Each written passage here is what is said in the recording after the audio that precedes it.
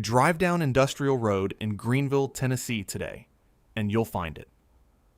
The complex sits off Snaps Ferry Road, between the road and the tree line, massive and quiet. Buildings that once ran 3 shifts now sit mostly empty, mostly repurposed, mostly forgotten. The parking lots that once filled before sunrise are cracked now, weeds pushing through the asphalt in the spots nobody parks in anymore.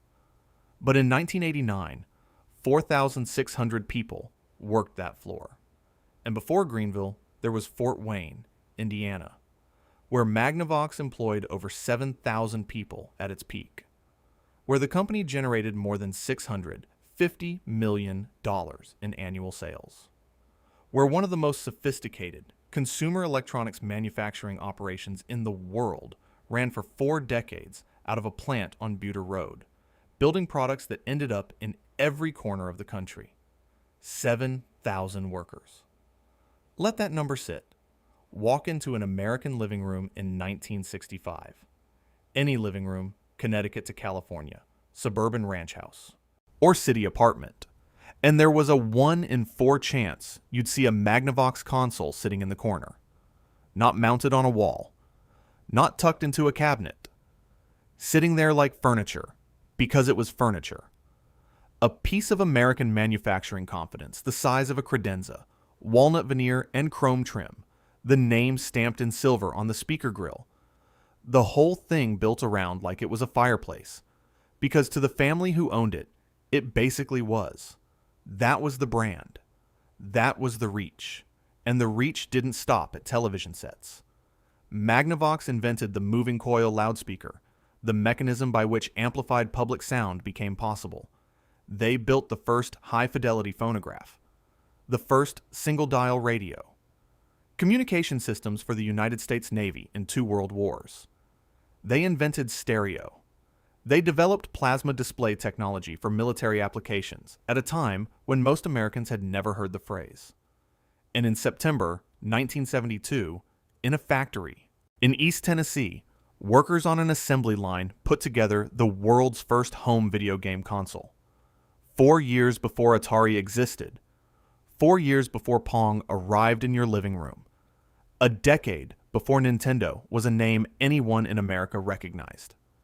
Magnavox invented the entire industry, the entire thing. Then they sold it all to the Dutch. By 1997, the new owners had sold the Greeneville plant. By 2005, the last television manufactured in the United States rolled off the line there, and the company that had taken over the operation declared bankruptcy shortly after. The Fort Wayne defense operations had already been broken apart and sold to contractors years earlier, handed from one corporate transaction to the next until virtually nothing remained with the Magnavox name on it.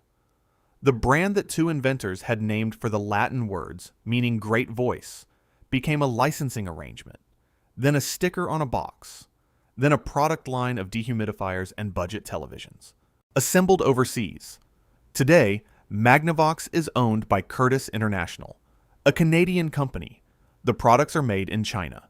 94 years, from 2 men in an 800-square-foot laboratory in Napa, California, $477 in first-year revenue, a $2,500 investment from a single backer, to a brand name licensed out for cheap imports.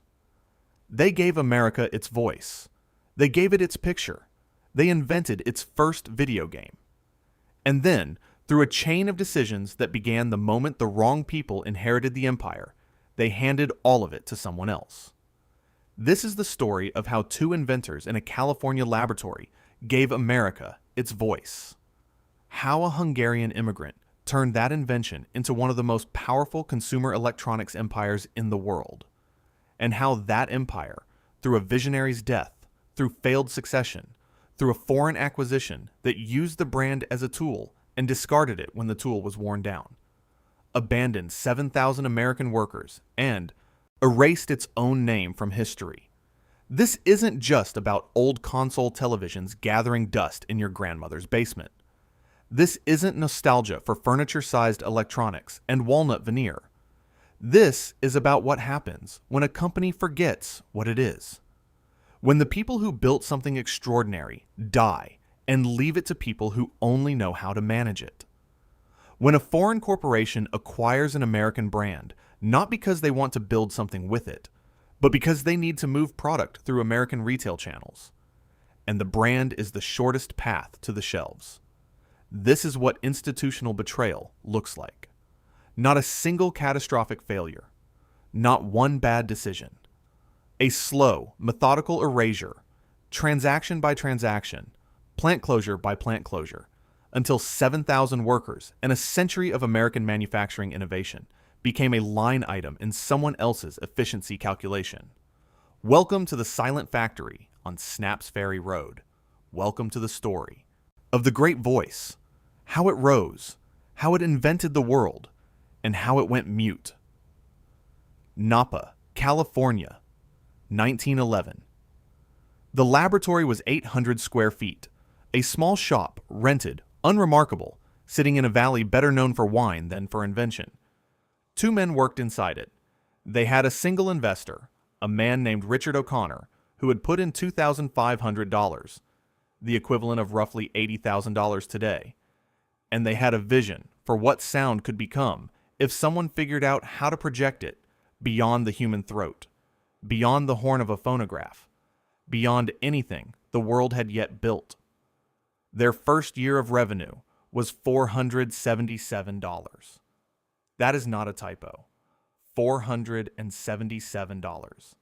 That is the financial foundation of what would become one of the most consequential electronics companies in American history. The company that would eventually put televisions in millions of living rooms, build military communication systems for 2 world wars, and assemble the world's first home video game console. $477, and a belief that sound could be made great. Let that sink in. Peter Lauritz Jensen was Danish. Born in 1886, he had come to America with the particular hunger of someone who understood that the old world had ceilings and the new one might not. Edwin Pridham was American-born, 1881, an engineer with the kind of patient, methodical intelligence that turns ideas into objects. They had met doing telephone research, 2 men operating at the edges of what the technology of their era could do, and they had found in each other something rare, a working partnership where the ambition and the technical ability ran in the same direction at the same speed. They called their company the Commercial Wireless and Development Company. The name was bureaucratic, forgettable, the kind of name you give something when you're focused on building rather than branding.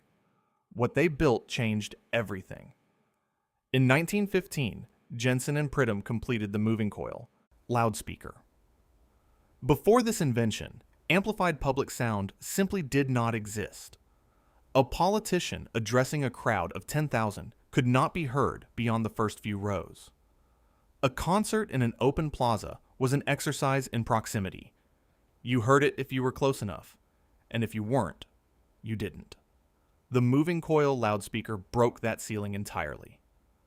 Some accounts placed Jensen on a telephone pole in San Francisco that Christmas, playing phonograph music through their new device for crowds gathered in the street below. The first public address system in history, demonstrated on a city corner, the invention announcing itself to anyone who stopped to listen. They named that invention Magnavox, Latin, Magnavox, great voice. The name was not the company yet. The name was the product. But it was so precisely right, so exactly what the invention did, so resonant with what they had built, that when the company formally reorganized 2 years later, when the Commercial Wireless and Development Company merged with the Sonora Phonograph Distributor Company on July 5th, 1917, there was only one thing to call what they had become. The Magnavox Company. Jensen eventually left. In the late 1920s, he departed to found his own operation, Jensen Radio Manufacturing in Chicago, taking his ambitions in a different direction. Pridham stayed. The company continued to move, San Francisco to Oakland, Oakland to Chicago, and then in 1931 to Fort Wayne, Indiana. The reasons were practical. Fort Wayne sat at the center of the country's copper wire and magnet wire industry, and Magnavox's products needed copper the way a body needs blood. Company documents from that period also cited what they called the city's fine climate of invention.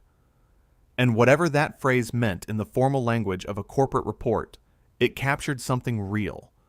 Fort Wayne in the early 1930s was a city that built things. Magnavox arrived and started building. In 1932, they merged with a small Chicago sound systems firm. It was a routine acquisition, the kind of consolidation that happens dozens of times a year in any growing industry. Magnavox got the company's assets, got its technology, and got, almost incidentally, its founder. His name was Frank Fryman, and the story of what happened next is really his story. 2 men, 800 square feet, $477. How does that become an empire? It becomes one the way all empires do, not in a single moment, not through a single genius, but through a sequence of people who each understood what the last one had built and chose to build further. Jensen and Pridham gave it its name and its invention and its reason to exist.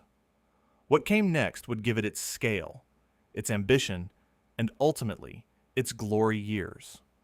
But a name and an invention aren't an empire. For that, they would need someone else. Frank M. Fryman was born in Hungary in 1909.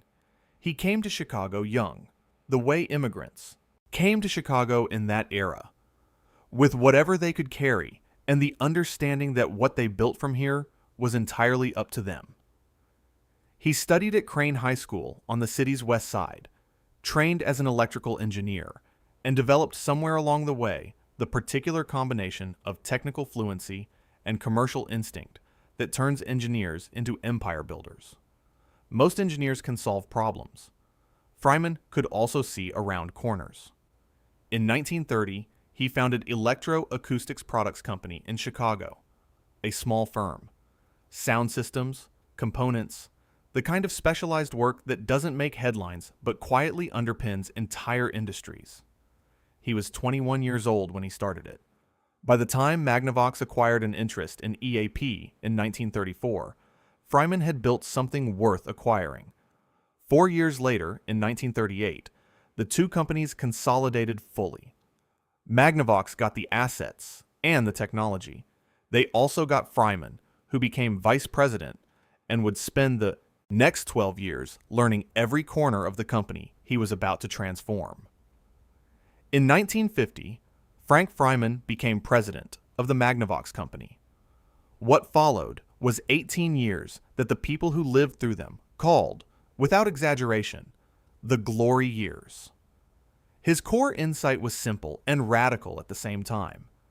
Magnavox should stop thinking of itself as a component supplier and start building complete experiences, not parts for other people's products, not inputs for other people's visions.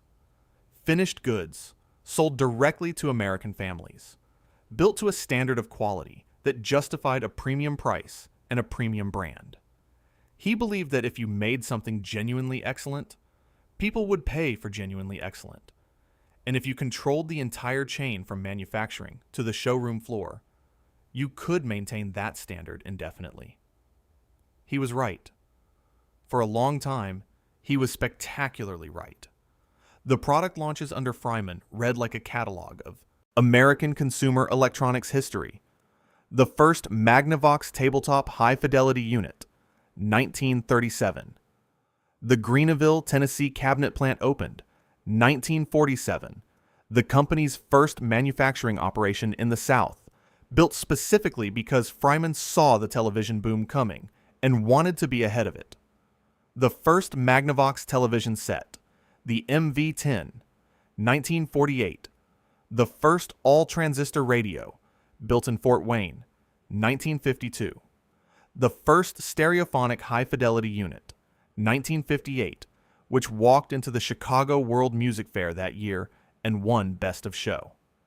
By the early 1960s, Magnavox had constructed one of the largest television manufacturing plants in the country in Greeneville, Tennessee, and was running it at full capacity.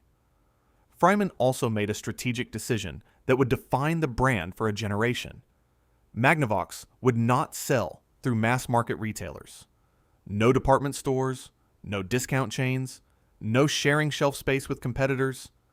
Magnavox sold exclusively through a carefully curated network of licensed dealers. Retailers who carried Magnavox and nothing else, who were trained to demonstrate the products properly, who understood that what they were selling was not just a television set, but a premium experience. This kept prices controlled, quality consistent, and the brand elevated above the noise of the market. Walk into a Magnavox dealership in 1962, and you understood immediately that this was different. The showroom was clean. The products were demonstrated.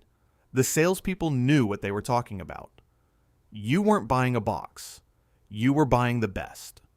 The strategy worked so well that by the mid-1960s, Magnavox commanded one of the strongest brand premiums in American consumer electronics.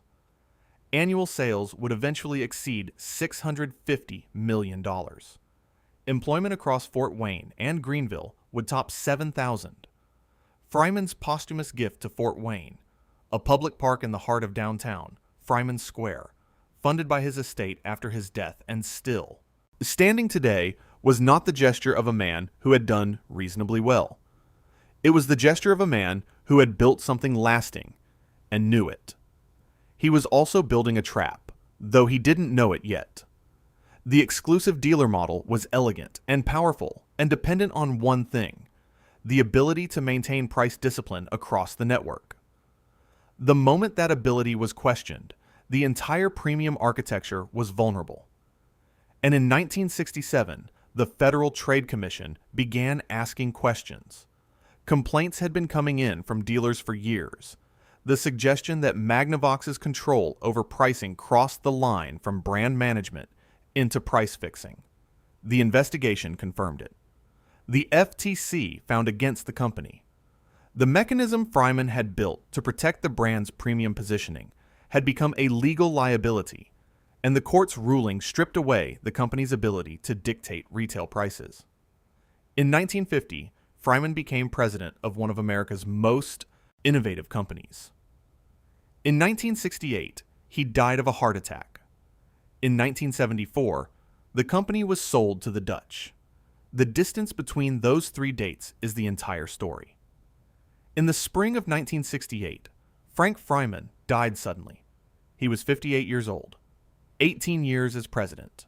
He had built everything worth building, had navigated the post-war boom, had turned a components company into a consumer electronics empire, had put Magnavox televisions and stereos and phonographs into tens of millions of American homes. He had no successor with his range of vision. As one historian of the company later put it, he was the one who had moved Magnavox into television so aggressively in the first place, meaning there was no one left who understood, with the same depth and authority, why the bets had been placed the way they had been placed, and what to do when the conditions changed. He was the only thing standing between Magnavox and what was coming. But before the fall, there was the peak. And the peak of Magnavox is worth understanding. By the early 1960s, Magnavox was as close to invincible as an American company could get. That word gets used loosely. Invincible. It gets applied to companies the way it gets applied to athletes. As a feeling, a reputation, a collective agreement that this particular entity has separated itself from the field in a way that makes competition feel theoretical. But with Magnavox in the early 1960s, the word earns its keep. The numbers support it. The market position supports it. The geography of the empire supports it. Start with Fort Wayne. The Fort Wayne operation wasn't a factory. It was an ecosystem. Engineering, research and development, military contracts, consumer product design, all of it running simultaneously out of facilities that occupied hundreds of thousands of square feet of Indiana manufacturing floor. The Defense Division alone had spent 2 decades building classified systems for the United States military and NATO, work that required the kind of engineering talent that didn't grow on trees and didn't come cheap. The consumer division was producing televisions, stereos, and phonographs that defined what premium American electronics looked like. More than 7,000 people went to work in and around Fort Wayne because of Magnavox. 7,000 families, 7,000 mortgages and car payments, and kids in the local schools. Frank Freeman understood what that meant. When he died in 1968, he left behind a substantial portion of his estate to fund a public park in downtown Fort Wayne. Not a wing of a museum, not a scholarship fund. A park, Freeman Square, still standing today at the corner of Main and Clinton, still hosting concerts and chess games and the daily foot traffic of a city that has largely forgotten why it bears his name. That is the scale of what one man's stewardship of one company meant to one American city. Now go south, 600 miles south, into the hills of Greene County, Tennessee. When Magnavox opened its first plant in Greeneville in 1947, the local newspaper ran a headline that tells you everything you need to know about what this meant to that community. Radio Box Factory, employing 300 to be located here. 300 jobs in a rural Tennessee county. The paper treated it like a civic triumph, because it was. The hills of East Tennessee were not flush with industrial employment in 1947. Magnavox arrived, and the county exhaled. 300 workers in 1947. By 1972, employment in Greeneville had topped 3,000. Think about what that growth curve means for a community. The houses built, the schools funded, the businesses that opened because the workers had wages to spend. And then consider that the peak was still ahead. Under Phillips in 1989, the Greeneville operation employed 4,600 people, making it one of the largest manufacturing employers in the entire state of Tennessee. There is a phrase that gets used in Greeneville when people talk about what Magnavox meant to that town. Magnavox was to Greeneville, Tennessee, what automobiles were to Detroit. Let that land.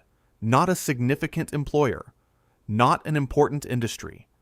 The thing that the city was, the organizing fact of economic life, the reason the county looked the way it looked, and the reason families were able to do what they were able to do. And the products those workers built were everywhere. Color televisions in walnut cabinets that anchored living rooms, the way fireplaces had anchored living rooms a generation earlier.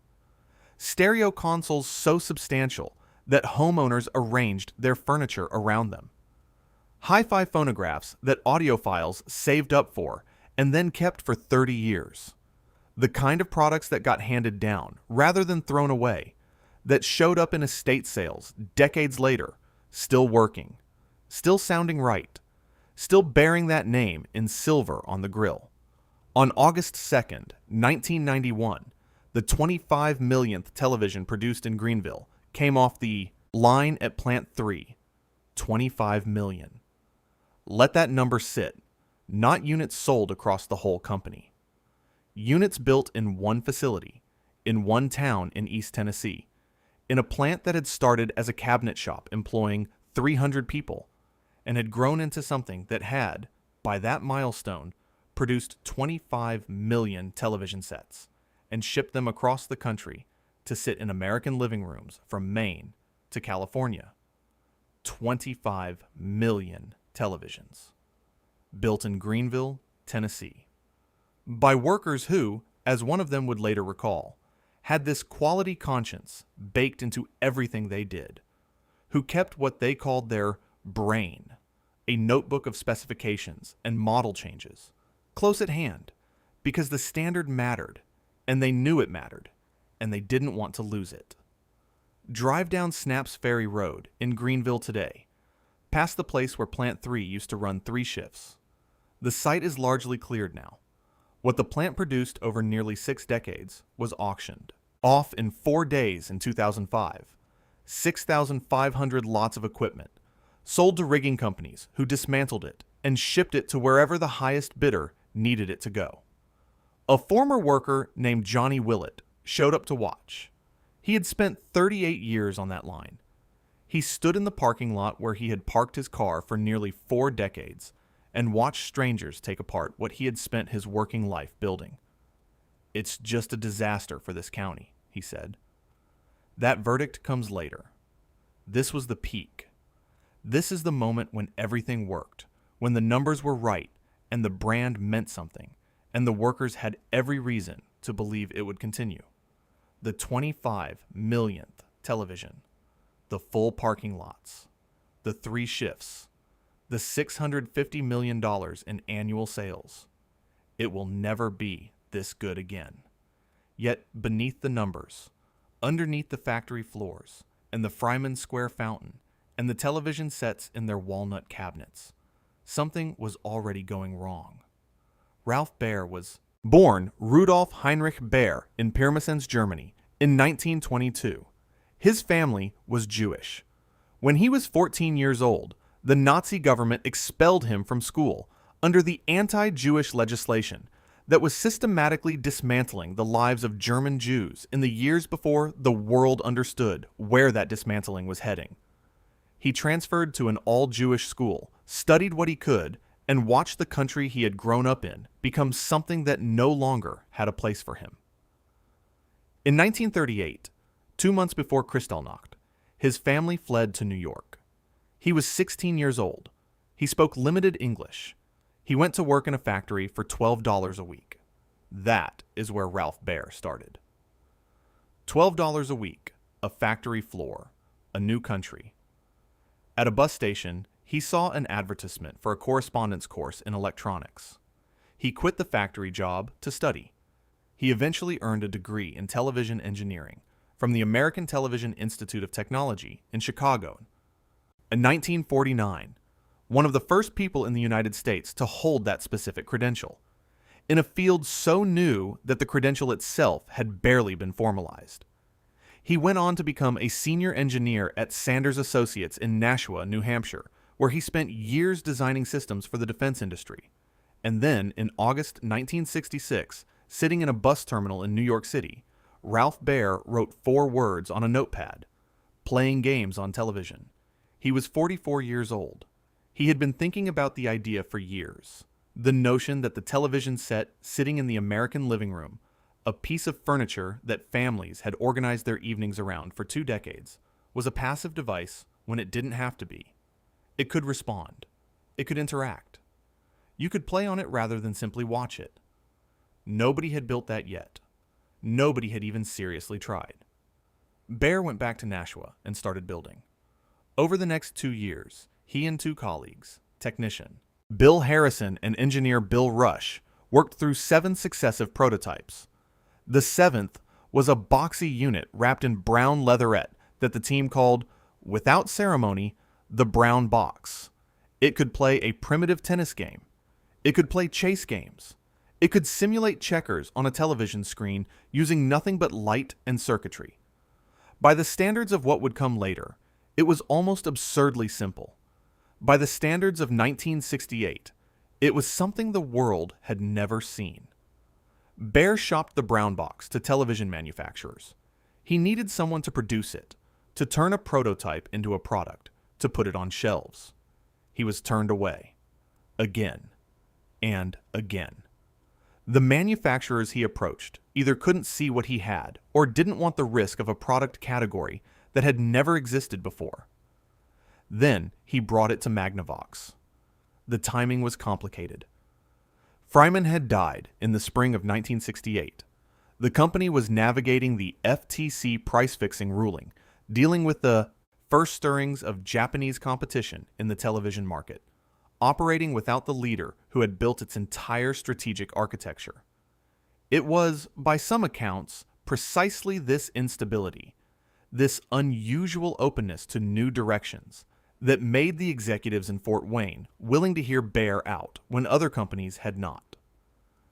In January 1971, in a boardroom in Fort Wayne, Indiana, Magnavox said yes.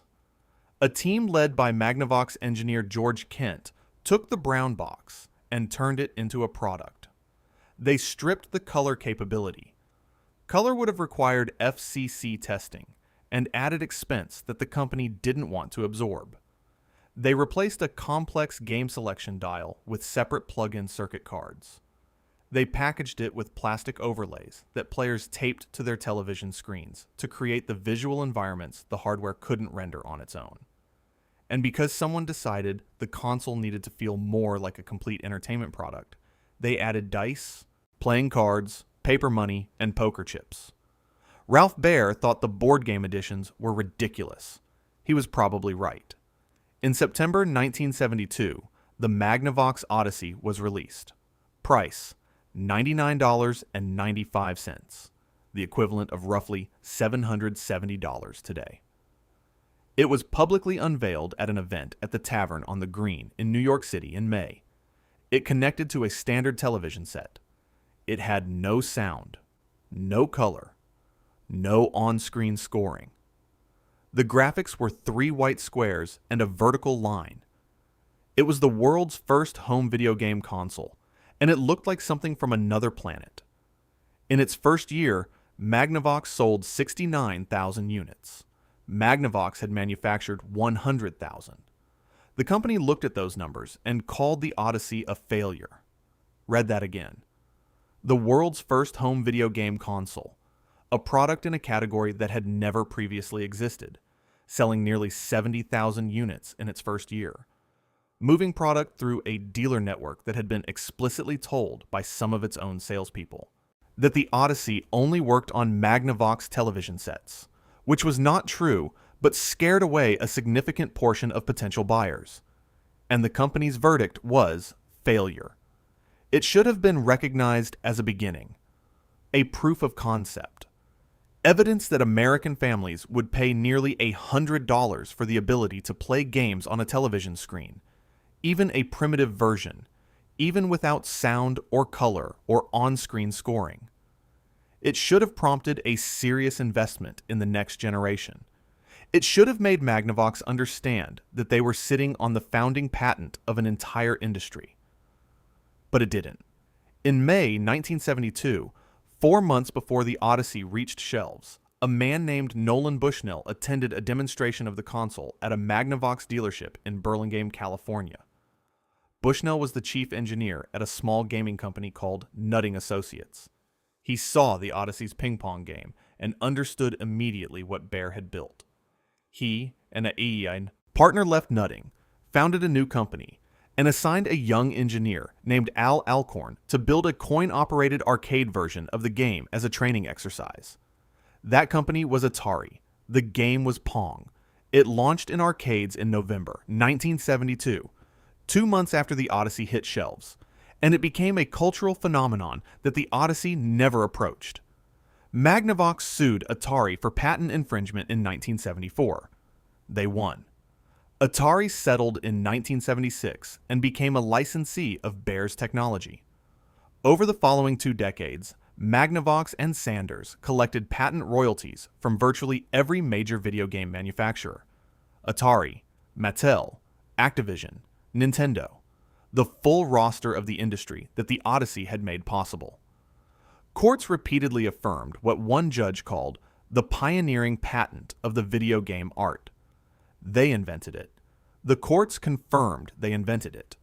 They collected money from everyone who built the industry they had declined to build themselves. By 1975, the Odyssey was discontinued. Total lifetime sales, 350,000 units. The Odyssey line would continue in various forms through the late 1970s and into the early 1980s.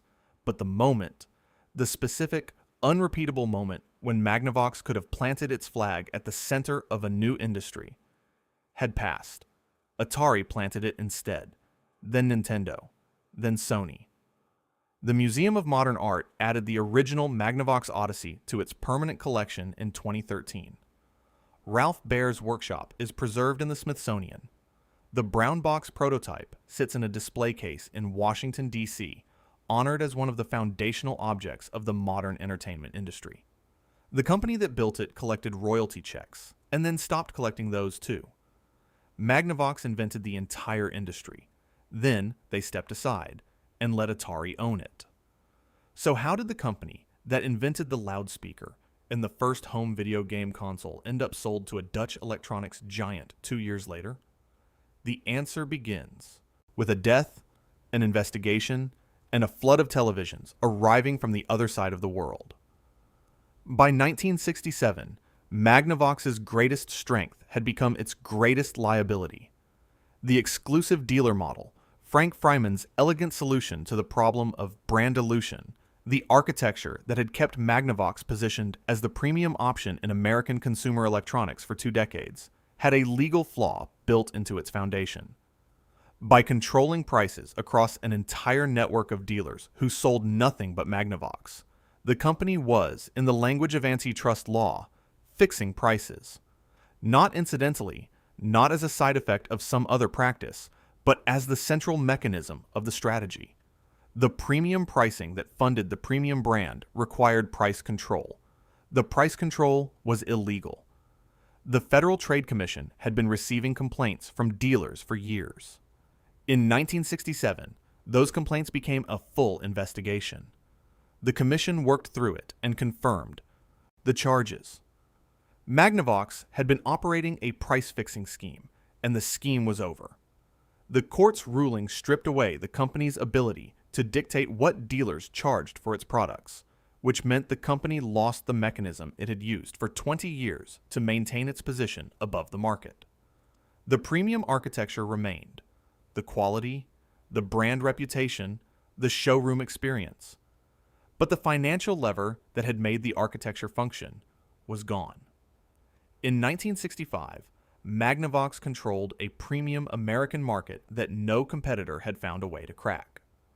In 1967, the FTC confirmed they had broken the law to maintain it. That was the first crack. The second one was arriving from the Pacific.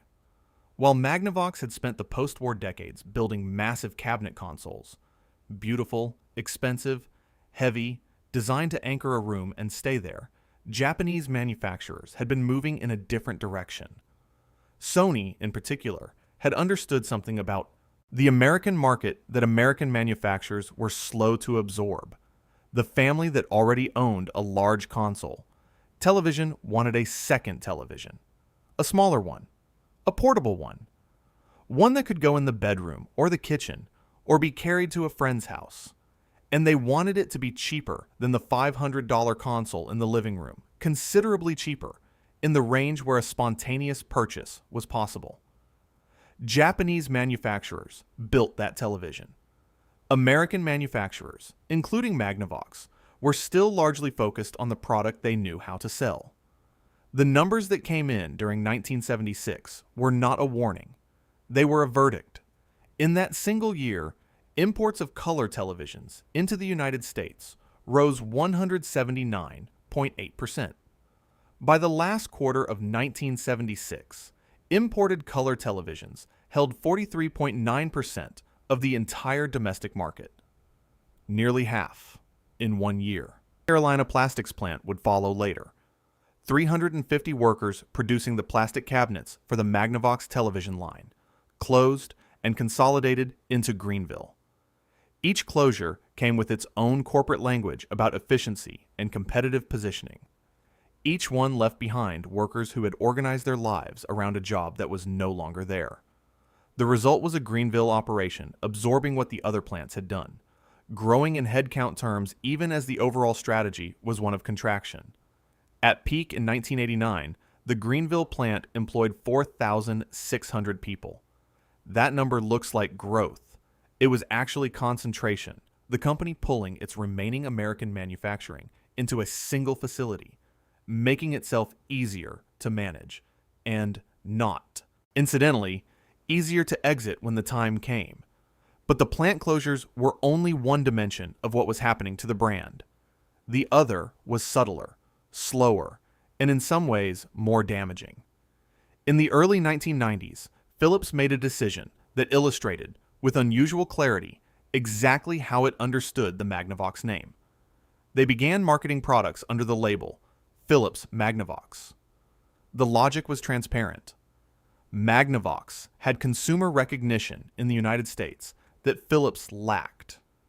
And if Philips could attach its own name to the Magnavox name, the Dutch brand might inherit some of that recognition through proximity. Borrow the trust. Transfer the equity. Use what someone else spent decades building to establish yourself. The market did not cooperate. Consumers encountered products labeled Philips Magnavox and products labeled Philips and products labeled Magnavox and could not determine what the difference was supposed to be. Were they the same company? Different quality? Levels? Different product lines? The confusion was genuine and documented, and its effect was not to elevate the Philips name by association with Magnavox, but to erode the Magnavox name by association with the muddle. By the mid-1990s, Philips abandoned the combined branding and separated the labels again. The experiment was over. What was also over, though nobody announced it, was the last serious attempt to treat the Magnavox name as something worth protecting on its own terms. They should have understood what they had. They had inherited a brand that Frank Fryman had spent 18 years building into a premium American identity. A name that meant quality, that meant the best console in the room, that meant something to the family that bought it, and something to the workers who built it. That brand was not a tool to be borrowed for a corporate naming strategy.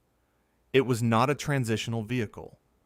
It was an asset with a specific value that depended entirely on being treated as an asset. The moment you start spending brand equity for purposes the brand was never built for, you start running down the account, and accounts, once emptied, do not refill. They should have protected it. They should have invested in it. Instead, they wore it out. Here is the context that makes Philips's choices legible, even if it doesn't make them forgivable. The entire American television manufacturing industry was in collapse.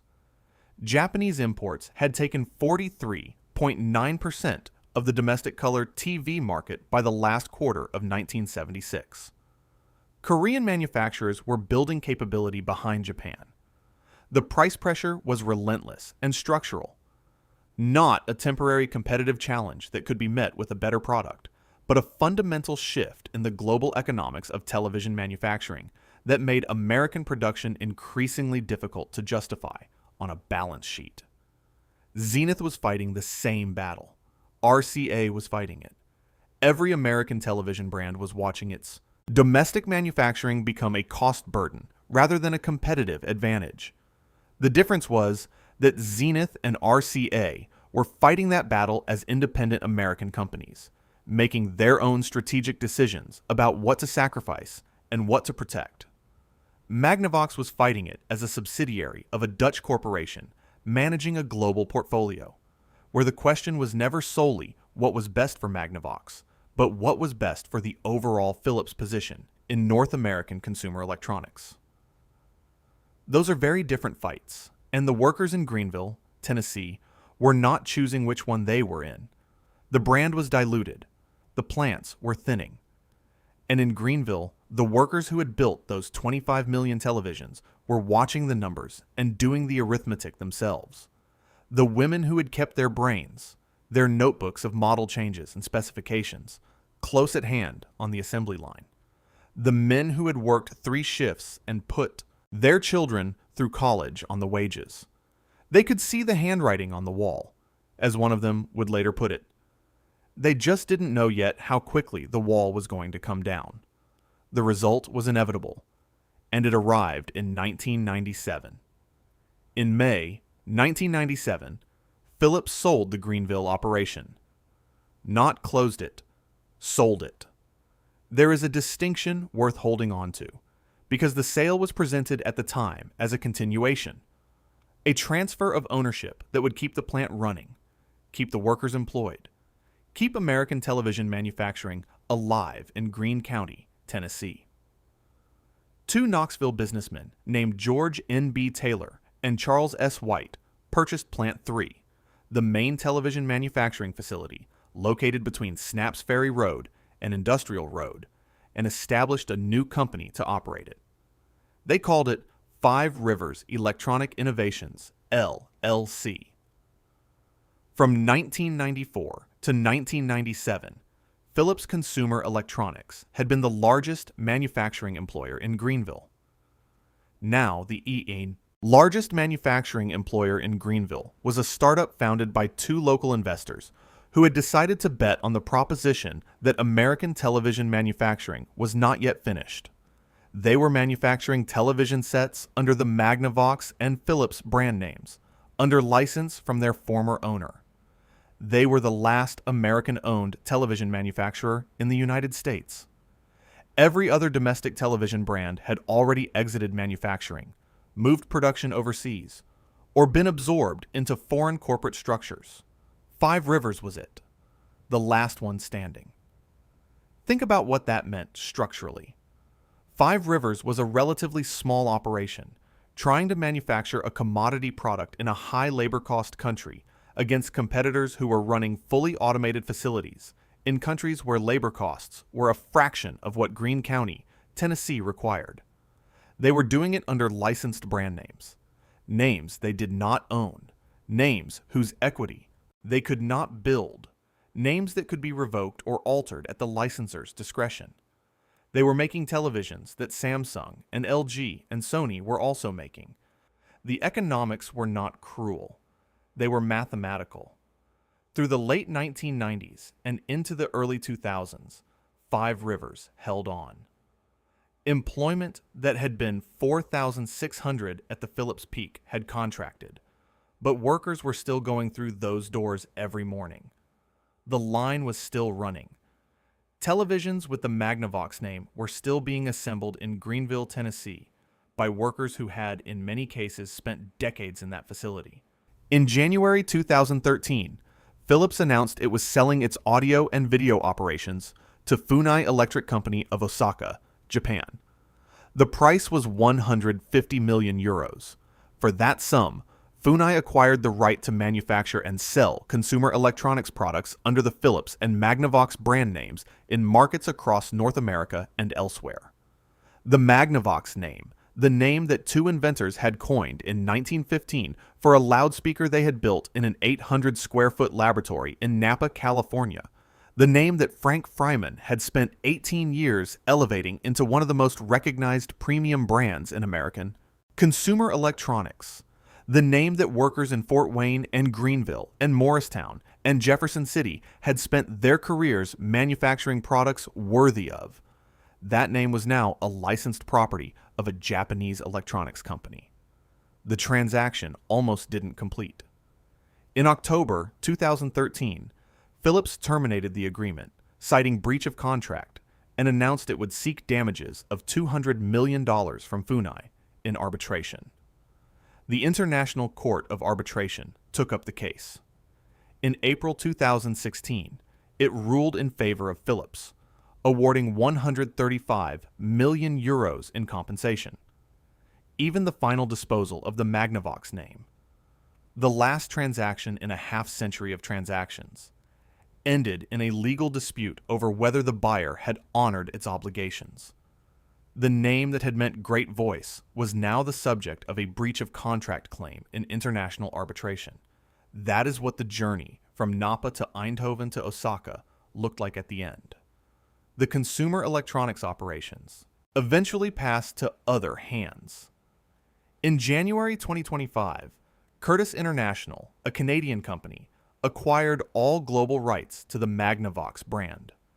Curtis International licenses brand names and applies them to consumer products manufactured in lower-cost markets. It is a legitimate business model. It is, by every measure that Frank Fryman would have recognized, the opposite of what he built. Go looking for Magnavox today. Not in a history museum. Not in a vintage electronics catalog. On a retail shelf. Right now. In a store near you. You will find a 32-inch 720p television. You will find DVD players and Blu-ray players. You will find headphones, radios, alarm clocks. You will find air conditioners and space heaters and dehumidifiers. All of it manufactured overseas. All of it carrying a name that once meant the best console in the room, the television that American families organized their living rooms around, the brand that employed 7,000 people in Indiana and Tennessee and built 25 million television sets by hand. The products are inexpensive. They are functional. They are available at mass market retailers alongside dozens of similar products at similar price points. The Magnavox name on the box is a heritage signal, a faint echo of a reputation built by people who are no longer alive, for a standard of quality that the current products do not attempt to meet, aimed at consumers who may vaguely remember seeing that name somewhere before and associate it with something trustworthy without being able to say precisely why. That is what brand equity looks like after it has been systematically spent over 5 decades. In 1958, the Magnavox Stereophonic High-Fidelity Unit walked into the Chicago World Music Fair and won Best of Show. The unit had front and top sliding panels of reverse-painted glass. It was built to be beautiful because Fryman believed that the best products should look like the best products. That quality extended to every surface the customer's eye touched. In 2025, the Magnavox name is on a dehumidifier. Before the market had fully arrived there, and the operational discipline to build the manufacturing capacity to meet it when it did. He had a genuine connection to the product and to the workers who made it, a connection that expressed itself in the quality conscience that former employees described decades later as the defining characteristic of working at Magnavox. The person who understood what the company was for, gone, and the people who remain know how to manage it, but not how to save it.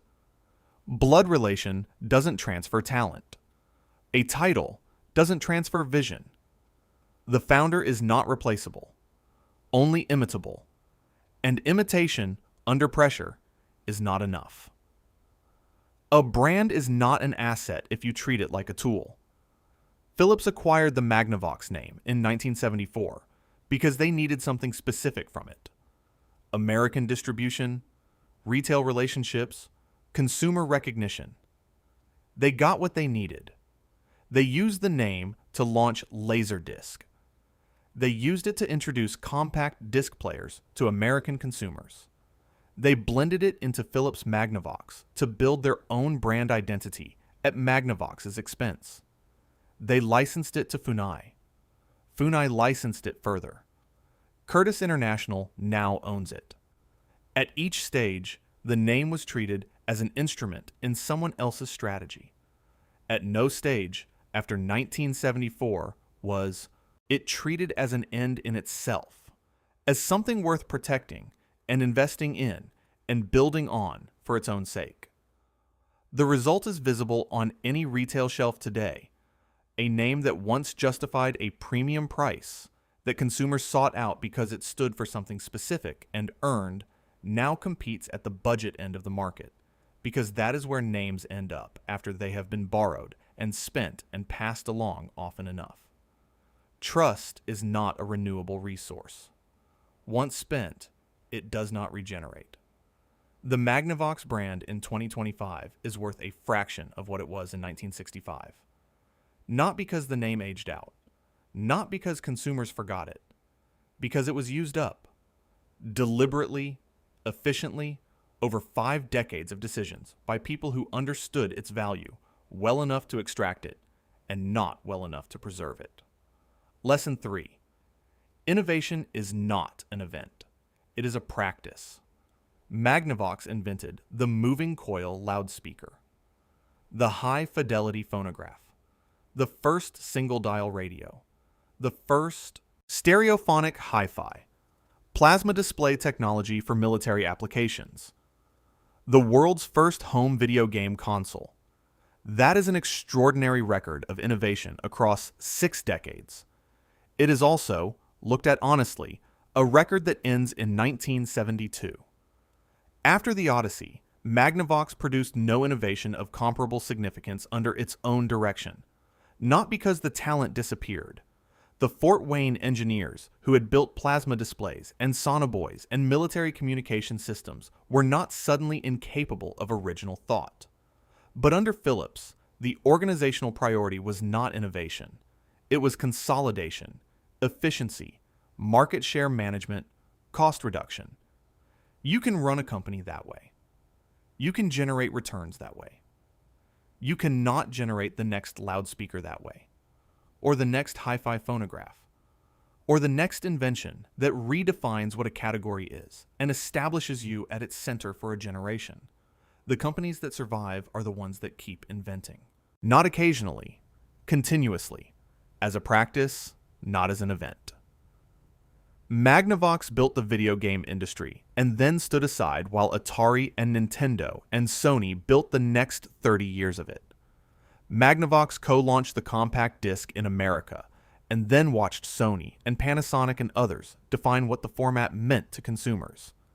The company that should have been at the center of every major consumer electronics category of the late 20th century was present at the creation of most of them and absent from their development. They invented the industry. They just didn't stay in it. Lesson 4. Workers are not variables. They are the company. Nadine Ricker-Linton, Virginia Waddell, Shirley Campbell, Mildred Kilday, Johnny Willett. These are not abstractions. These are people who organized their lives around a job, who brought their children to work during college, who kept their brains close at hand on the assembly line because the standard mattered to them personally, who built 25 million television sets and the world's first home video game console and communication systems for the United States Navy, and who watched the operation that had defined their working lives be sold and consolidated and auctioned off in decisions made in boardrooms in Eindhoven and Knoxville and Toronto where their names were not spoken. The combined service of 4 women who gathered at East Tennessee State University in 2015 to record their memories was nearly 150 years. 150 years of accumulated knowledge, skill, institutional memory, and commitment to quality. And when the decisions were made that ended their industry, none of it was part of the calculation. They were line items, labor costs in a competitive analysis, variables to be optimized. The human cost of that treatment is not theoretical. It is generational. The children who might have worked those lines are doing something else. The wages that funded college educations and mortgages and the daily economic life of 2 American communities are gone. Greene County, Tennessee has spent 20 years rebuilding an economy around industries that are not Magnavox, because Magnavox is not there anymore. Fort Wayne has a park named after a man most of its residents can no longer identify. 94 years, from $477 in first-year revenue in an 800-square-foot laboratory in California. 2 men, 1 invention, a name that meant great voice, to a brand name licensed to a Canadian company for products assembled overseas. They gave America its voice. They gave it its picture. They invented its first video game. And then, through a sequence of decisions that were each individually defensible and collectively catastrophic, they handed everything to someone else. Every company that believes its legacy protects it should study Magnavox. The name that invented the loudspeaker is now on a dehumidifier. The factory where 4,600 people built 25 million televisions was auctioned in 4 days. That is not a story about market forces.